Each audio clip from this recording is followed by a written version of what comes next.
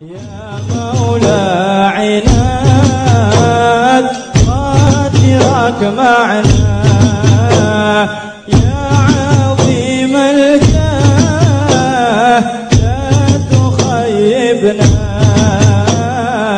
يا عظيم الجاه لا تخيبنا يا مولى. Bismillahirrahmanirrahim.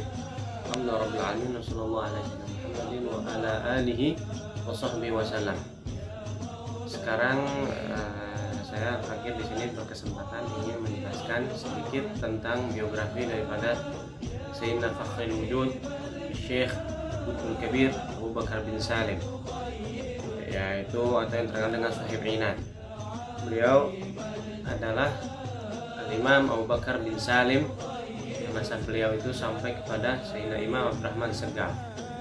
Beliau lahir di kota Tarim sekitar tahun 919 Hijriah, dan beliau hidup atau terdidik di keluarga yang solehah, keluarga yang soleh dari orang tua yang soleh-solehah, dan beliau menghafal Quran, lalu belajar kepada beberapa guru-guru yang ada di kota Tarim. Singkat cerita, beliau ini ketika belajar dulu agak sedikit kurang kurang bagus gitu, mungkin karena lemah hafalannya atau lemah pemahamannya, sehingga ayahnya beliau itu mengeluhkan keadaan anaknya kepada Imam Syihabuddin Al-Akbar Ahmad bin Abdurrahman bin Syekh Al-Sakran, hujjatnya atau kakek daripada keluarga bin Syihab. Beliau mengeluhkan tentang keadaannya Syekh Abu Bakar bin Salim ketika masih kecil. Lalu Syekh Syihabuddin Al-Akbar menyatakan bahwasanya sudah, biarkan saja anakmu seperti itu. Nanti dia akan mendapatkan kedudukan tinggi di sisi Allah Subhanahu wa Ta'ala. Dan ternyata apa yang dikatakan oleh Syihabuddin Al-Akbar itu terbukti bahwasanya Syekh Abu Bakar bin Salim ketika besar menjadi seorang ulama panutan, seorang yang wali yang besar sekali, yang kedudukannya sangat tinggi di zaman beliau. Beliau kisah kelahirannya, ya, ini ada kisah unik tentang ketika beliau masih dalam perut ibunya. Beliau bersama saudara kembar yaitu Sayyidina Aqil bin Salim.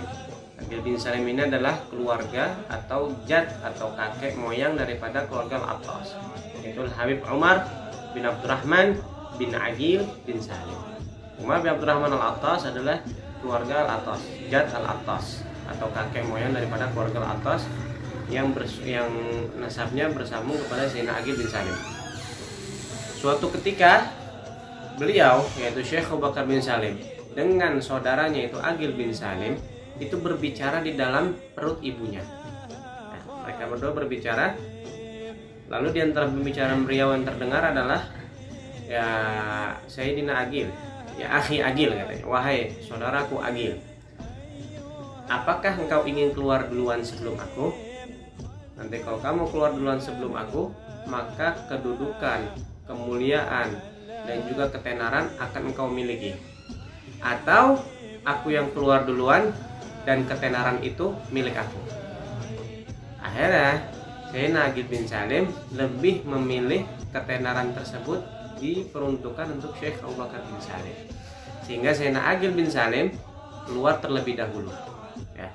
Jadi yang keluar terakhir itu yang mendapatkan ketenaran, yang keluar pertama tidak mendapatkan ketenaran. Akhirnya Sayyidina Aqil bin Salim lebih milih keluar dulu, lalu setelah itu Syekh Abu Bakar bin Salim keluar setelahnya, dan ternyata terbukti bahwasanya yang terkenal adalah Syekh Abu Bakar bin Salim. Akan tetapi Sayyidina Aqil bin Salim walaupun dia terkenal, akan tetapi keturunannya itulah yang menterkenalkan Sayyidina Aqil bin Salim, yaitu Al-Imam Al-Qutb Qutbul Anfas Al-Habib Umar bin Abdurrahman Al-Attas. Lalu beliau itu memiliki beberapa guru besar, di antara Sayyidina Syekh Al-Habib Umar Basyaiban, ya.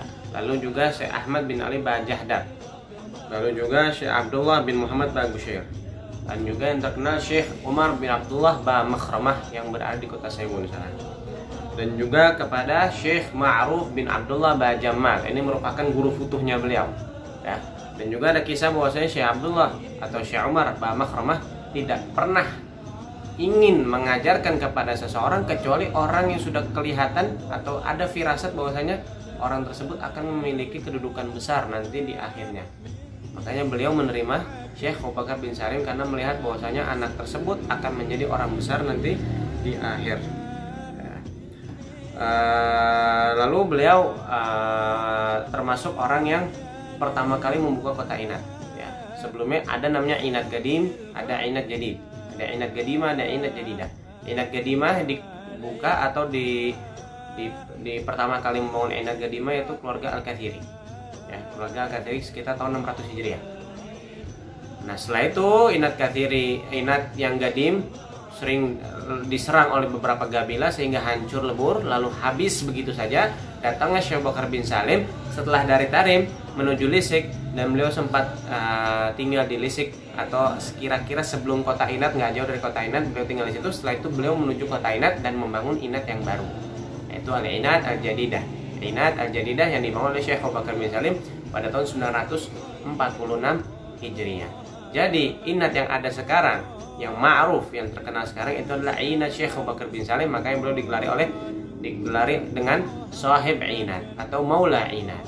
Ya, Maula Inat atau Sahib Inat.